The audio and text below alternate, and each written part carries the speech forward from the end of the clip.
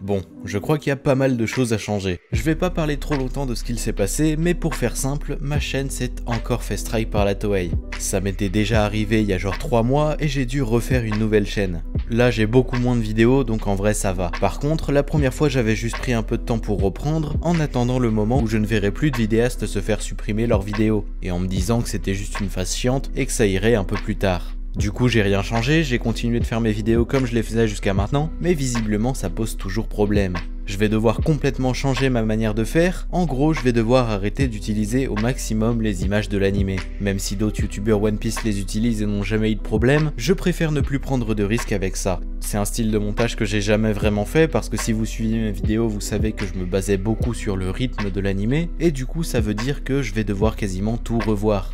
Au moment où j'enregistre ça, je sais pas encore ce que ça va donner. Cette vidéo, c'est vraiment un test et on va voir ce qu'il se passe. Bref, on va pas s'éterniser là-dessus. Je suis de retour et normalement, je ne suis plus censé avoir de problème de ce type. Quand on y pense, Oda a très largement intégré le voyage dans le temps, et plus globalement sa manipulation. Récemment, on a pu voir Toki et son Toki Toki no Mi capable d'envoyer quelqu'un dans un futur plus ou moins lointain. Mais on a aussi d'autres pouvoirs qui permettent ça. Je pense par exemple au fruit du démon de Foxy qui donne à son utilisateur la possibilité de ralentir un objet ou les déplacements d'une personne. Ou encore le fruit de Jewelry Bonnie qui lui permet en quelque sorte de manipuler le temps, puisqu'elle est capable de contrôler l'âge d'une personne. D'ailleurs, preuve qu'Oda a une réelle volonté d'intégrer le voyage dans le temps dans son récit, c'est qu'il lui a déjà imposé une limite. En effet, voyager dans le passé semble complètement impossible dans One Piece. C'est avec le personnage de Toki et son fruit du démon qu'il a mis en place ce système. La femme d'Oden précise aux 4 fourreaux rouges que son fruit lui permet d'aller dans le futur, et lui a aussi permis de se rendre à cette époque, elle qui est née il y a quasiment 800 ans. Cependant, elle leur indique que son pouvoir a des limites, à savoir qu'elle ne peut pas faire revenir quelqu'un ou elle-même dans le passé. Et personnellement, je trouve ça vraiment très intelligent. Ici, on ne parle pas d'un éveil caché ou d'un pouvoir qui viendra par la suite, mais bien d'une limite pour respecter la cohérence et la compréhension de son histoire. En effet, si beaucoup d'œuvres utilisent le voyage dans le passé, nombreuses sont celles à faire face à des paradoxes temporels. Dans Retour vers le futur, par exemple, Marty atterrit 30 ans plus tôt dans le passé, à une époque où son père et sa mère ne se sont pas encore rencontrés, et où il n'est donc pas encore né. Le but de son voyage va être de ne pas interférer dans la rencontre de ses parents, pour s'assurer que tout se passe comme prévu et qu'ils continuent d'exister. Puisque oui, si ses parents ne se rencontrent jamais, Marty ne naîtra jamais, et donc disparaîtra, puisqu'il aura changé son futur.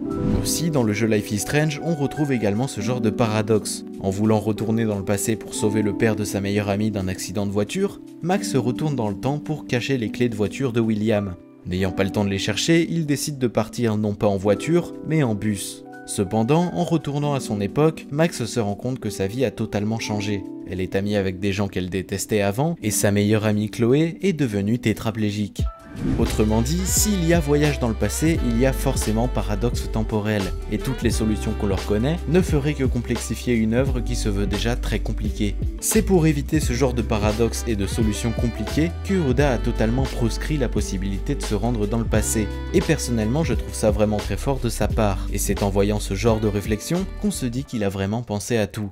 Mais du coup, ça m'a fait beaucoup réfléchir et m'a donné pas mal d'idées. Il y a pas longtemps, je suis tombé sur ce tweet, que je vais vous traduire maintenant. Le fruit du démon de Bonnie est vraiment très sous-estimé. Elle peut faire revenir n'importe quel pirate au moment de leur vie où il était le plus puissant. Si elle veut, elle peut redonner à Garp sa force d'antan, mais que se passerait-il si son fruit venait à s'éveiller? Normalement, les éveils de Paramecia agissent sur l'environnement. Ça voudrait dire qu'elle pourrait manipuler le temps. Alors je ne sais pas si cette personne est l'auteur de cette théorie, mais je la trouve particulièrement intéressante et vraiment bien trouvée. Et ça m'a donné pas mal d'idées, non pas sur le pouvoir de Jewelry Bonnie, mais sur l'éveil d'un tout autre fruit du démon qu'on connaît tous trop bien, celui de la fille.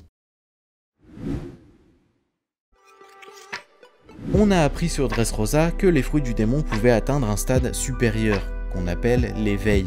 Les effets de cet éveil semblent être différents d'un fruit à l'autre, ou en tout cas d'un type de fruit à un autre. À Impel Down, on a entendu parler de Zoan éveillé, avec 4 des 5 gardes démons. Est-ce qu'on parle d'ici du même éveil? Je ne sais pas, mais heureusement on a eu l'occasion de voir 2 autres fruits qui ont déjà eu l'occasion d'atteindre ce stade. celui de Doflamingo qui nous a appris l'existence d'un tel pouvoir et celui de Katakuri. Ces deux fruits sont des paramécia, exactement comme les pouvoirs de Luffy, et on retrouve un facteur commun à ces deux éveils, une fois éveillés, ils sont capables de modifier leur environnement. L'ancien roi de Dressrosa peut transformer tout ce qui est matériel en fil et ça lui permet également d'en créer beaucoup plus. Katakuri a également pu se servir du monde des miroirs pour attaquer Luffy d'un peu n'importe où sans réelle contrainte. Il est donc évident de se dire que Luffy aura des pouvoirs similaires lorsqu'il parviendra à éveiller son fruit du démon. Mais est-ce qu'il n'aura pas d'autres capacités? J'imagine que vous vous doutez de quoi je vais parler puisque c'est littéralement le thème de la vidéo. En plus de rendre son environnement élastique, que ce soit les bâtiments ou le monde qui l'entoure, le futur roi des pirates pourrait rendre le temps élastique. Dans notre monde, on considère que le temps est relatif. Pour faire simple et parce que je n'ai pas forcément toutes les connaissances, et je veux aussi que vous restiez sur la vidéo, le temps ne s'écoule pas de la même façon en fonction de là où on se place. En réalité, c'est beaucoup plus compliqué que ça, j'ai pas envie d'en dire plus pour ne pas faire d'erreur et parce que je sais pas forcément faire. Mais j'aime surtout cette idée que le temps n'est pas fixe, mais est malléable, un peu comme l'est le caoutchouc finalement. D'ailleurs, je trouverais ça ultra stylé que Luffy puisse ralentir le temps, même un court instant dans un combat. Mais du coup, si on part du principe que c'est possible, on pourrait observer un effet similaire avec le fruit du plus grand rival de Luffy, Barbe Noire. En effet, le Yami Yami no Mi de Barbe Noire lui permet de contrôler les ténèbres, qui peuvent absorber tout et n'importe quoi. Ses pouvoirs ne laissent même pas s'échapper la lumière. Il peut également utiliser la gravité pour attirer à lui tout ce qu'il veut. Les pouvoirs des fruits du démon sont complètement annihilés au moment où l'utilisateur rentre en contact avec lui. Mais quand on regarde de plus près, la description de ses pouvoirs ont quasiment les mêmes propriétés qu'un trou noir. Et c'est d'ailleurs tellement proche que c'est littéralement le nom d'une de ses attaques. Et pour revenir à notre monde, la force gravitationnelle d'un trou noir est tellement puissante que le temps s'écoulerait beaucoup plus lentement. Encore une fois, il y a des tas d'explications à tout ça, mais je n'ai pas forcément envie de prendre le temps d'en parler ici. De toute façon, les explications précises de ces phénomènes ne sont pas du tout nécessaire dans ce cas-là, puisqu'on parle d'une œuvre qui n'a pas forcément vocation à parler de science. One Piece ne tourne pas autour de ça, et les personnages de Judge, de Vegapunk ou même de César ne sont que la caution scientifique pour expliquer la nature des éléments qui se trouvent dans l'œuvre. Oda utilise ces différents personnages surtout pour dire que tout n'est pas que folklore et surnaturel, plutôt que pour parler véritablement de science. Malgré tout, je pense à cette théorie parce qu'il y a un réel aspect scientifique dans One Piece, et même si tout n'est pas identique à notre monde, il est clair qu'Oda s'en inspire très fortement. Ici je pense par exemple au clonage avec Judge, ou plus récemment de la révélation sur le fruit du démon de Momonosuke. Les propriétés du trou noir dans One Piece ne sont clairement pas les mêmes que dans notre monde, mais respectent les lois qu'il a lui-même voulu mettre en place. En partant de ce principe, ce ne serait pas étonnant que s'il y a une forme de manipulation du temps, elle soit propre à l'univers de Luffy. Oda pourrait partir du principe que dans notre monde, il se passe quelque chose avec le temps autour d'un trou noir, donc il va faire la même chose dans One Piece, sans forcément donner une explication précise. Et ça ne sert clairement à rien d'aller chercher plus loin, parce que l'œuvre en elle-même est déjà suffisamment compliquée pour rajouter ce genre d'explication en prenant en plus de ça le risque de faire des erreurs, parce que ce sont aussi et surtout des sujets ultra vastes et difficiles à prendre en main. Pour en revenir à Luffy, je me dis que rien ne serait étonnant concernant son fruit du démon.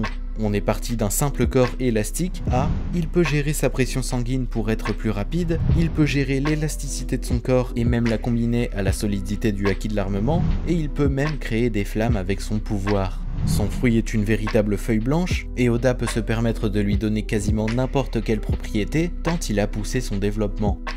Et je trouverais ça d'ailleurs très cool d'avoir un affrontement entre Luffy et Barbe Noire à la fin du manga. Eux qui ont été mis en opposition dès le début nous offriraient très certainement un combat complètement hors du temps.